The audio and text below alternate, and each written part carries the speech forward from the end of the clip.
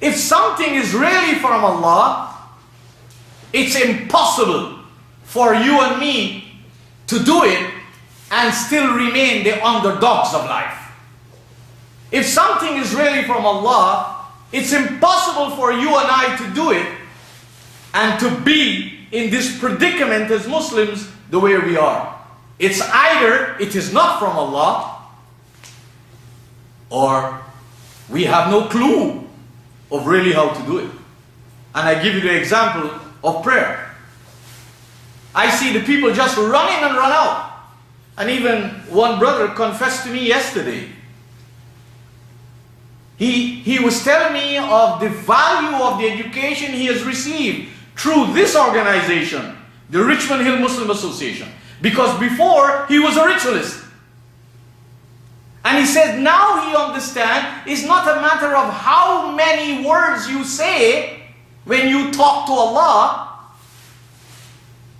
It is what comes out of these words to your life that matters. God is not taking into account how many times you stand up, how many times you bow down, how many times you go on the ground. Muslims think like that. And none of this is in the Qur'an.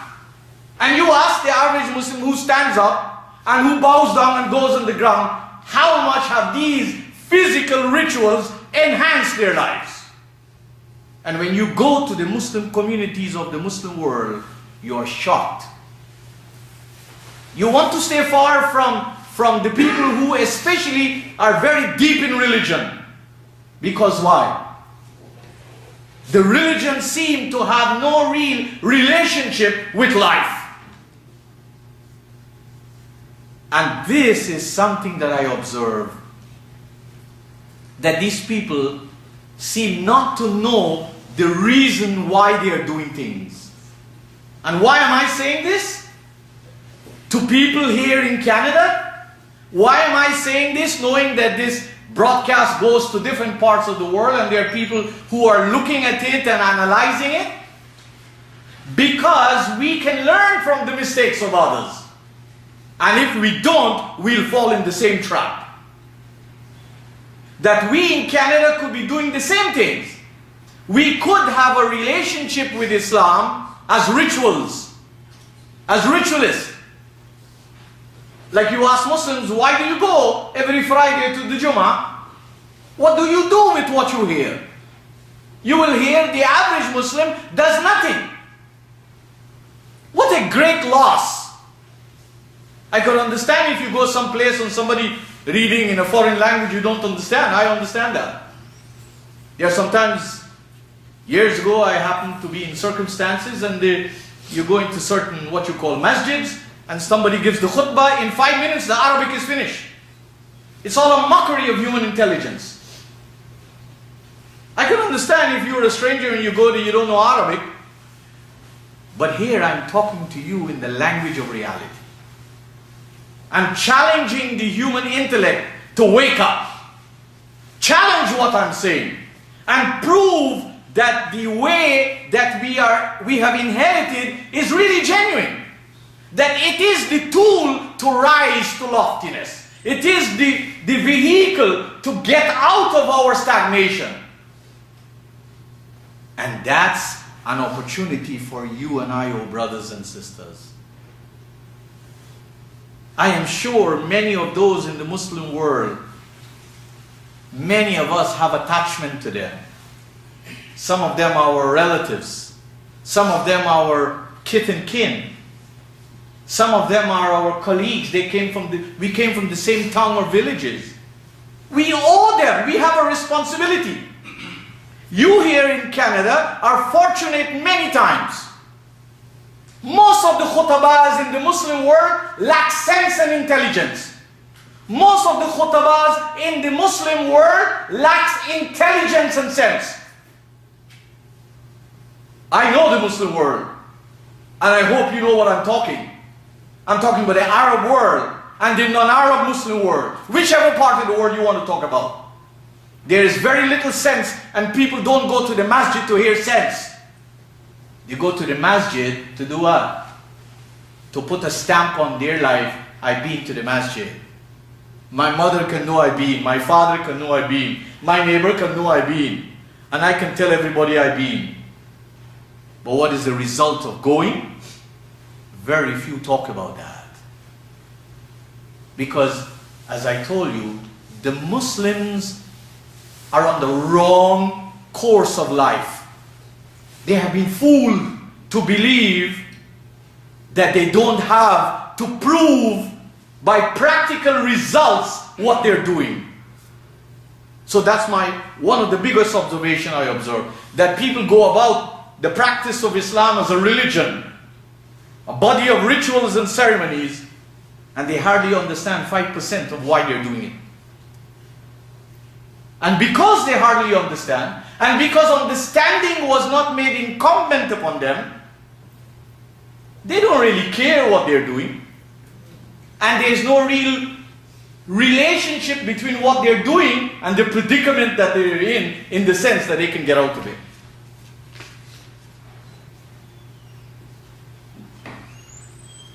Another thing that I observe with the people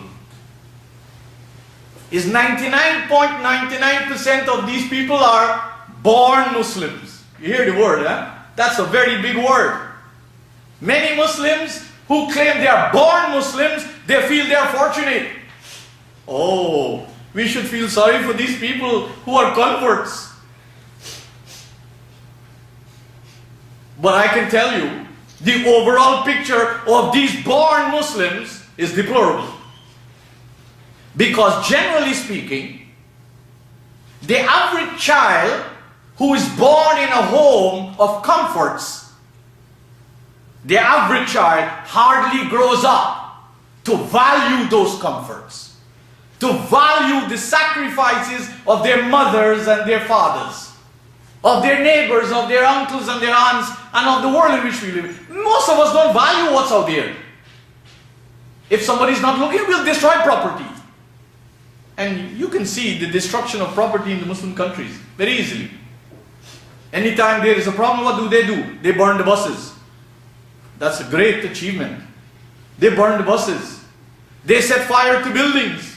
This is the way they demonstrate their great achievement as Muslims.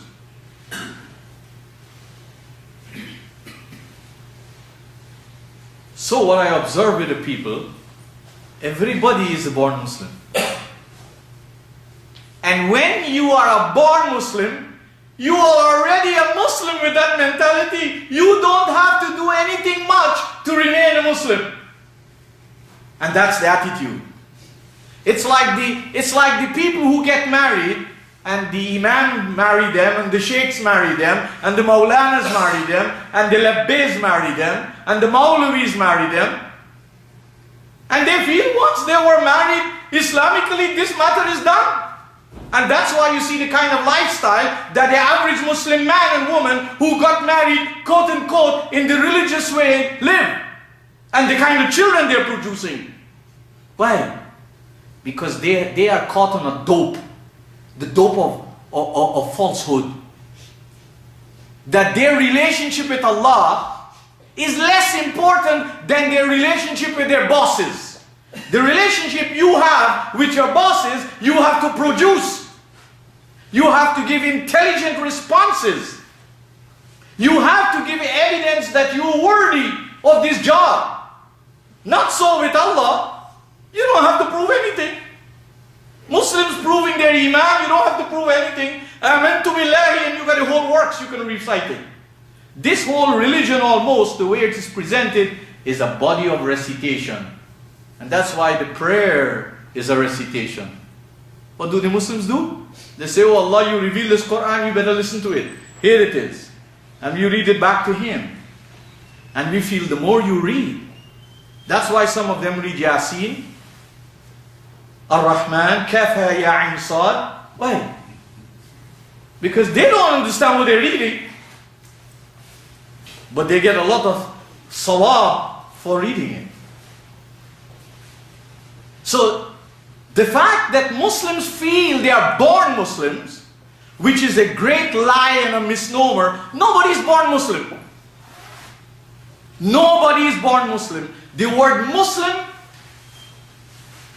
is an active noun, is an active participle.